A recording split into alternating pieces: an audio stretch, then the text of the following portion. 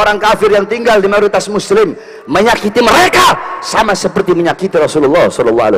Lihat bagaimana indahnya akhlak Rasulullah, bagaimana rahmatan lil alamin Rasulullah, bagaimana tasammuhnya Rasul, toleransinya Rasulullah SAW. Dalam hadis yang lain, dolar Rasul, man qatala muahadan lam yarih raihatal jannah.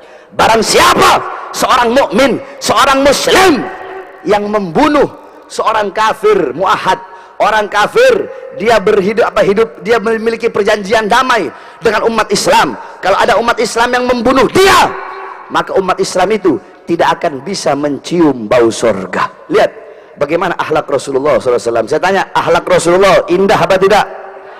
Rasulullah mengajarkan toleransi apa tidak? Mengajarkan apa tidak? Mengajarkan apa tidak? Mengajarkan. Bahkan di zaman Sayyidina Umar ibn Khattab radhiyallahu an, ketika itu Amr bin As menjadi gubernur, saudara-saudara.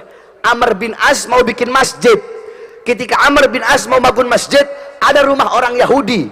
Dia mau beli itu rumah, Yahudi itu tidak kasih. Tidak, wahai gubernur, tidak akan aku beri. Rumah ini warisan dari orang tuaku dari orang tuanya. Tidak akan pernah aku beli. Marah Amr bin As, langsung dia bongkar paksa rumah orang Yahudi tersebut dan dia bangun pondasi masjid. Akhirnya orang Yahudi itu pergi ke Madinah untuk menghadap Sayyidina Umar bin Khattab, ingin meminta keadilan. Seorang kafir meminta keadilan kepada Sayyidina Umar bin Khattab yang menjadi khalifah ketika itu. Dia mulai ceritakan. Ketika dia ceritakan, Sayyidina Umar bin Khattab memerah wajahnya, marah. Sayyidina Umar bin Khattab ambil tulang onta, Sayyidina Umar gores pakai pedangnya tulang onta tersebut seperti huruf alif. Dia gores, di bawahnya dia gores melintang seperti harokat kasroh.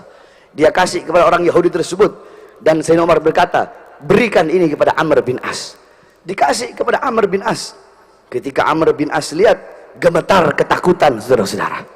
Kata Amr bin As, ini adalah isyarat dari Khalifah Umar bin Khattab bahwasanya aku harus menegakkan hukum secara adil, sebagaimana huruf alif ini tajam di atas dan tajam di bawah.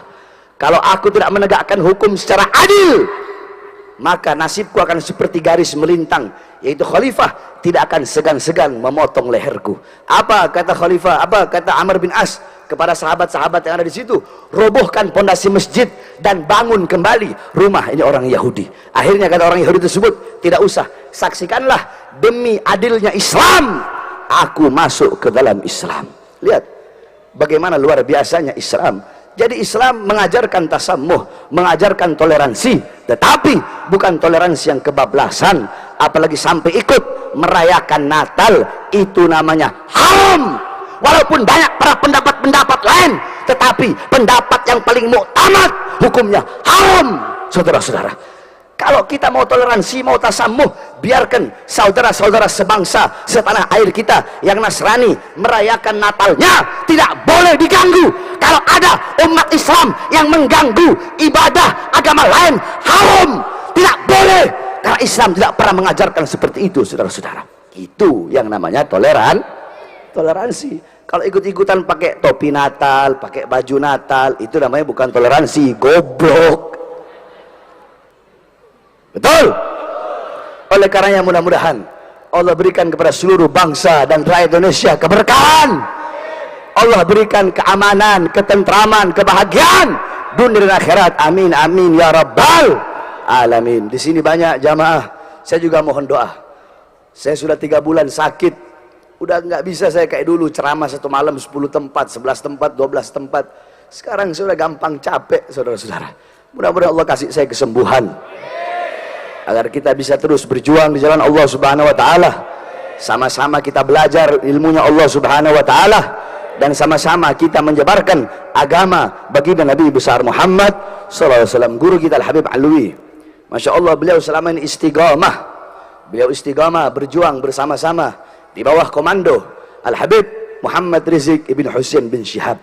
Karena beliau termasuk salah satu sayyid, salah satu habib, kawan kami, saudara kami yang berada di bawah komando Imam besar Habib Rizik. Beliau istiqomah dan beliau setia kepada Imam Makanya itu salah satu alasan saya bisa hadir pada malam hari yang penuh dengan keberkahan ini, saudara-saudara, karena beliau termasuk orang yang setia dan istiqamah di dalam berjuang di bawah komando imam besar kita Al-Habib Muhammad Rizik bin Husain bin Syihab. Mudah-mudahan guru-guru kita, para ulama, para habaib, Allah sihatkan beliau-beliau, Allah panjangkan umur beliau-beliau, amin amin ya rabbal alamin. Rabbi fanfa'na bi barakatihim wa hdil husna bi hurmatihim wa amitna fi tariqatihim wa mu'afati minal fitani wa sallallahu alaihi wasallam Muhammadin wa ala alihi washabbihi wa barik wasallam walhamdulillahi rabbil alamin wal afu minkum wassalamu alaikum warahmatullahi wabarakatuh.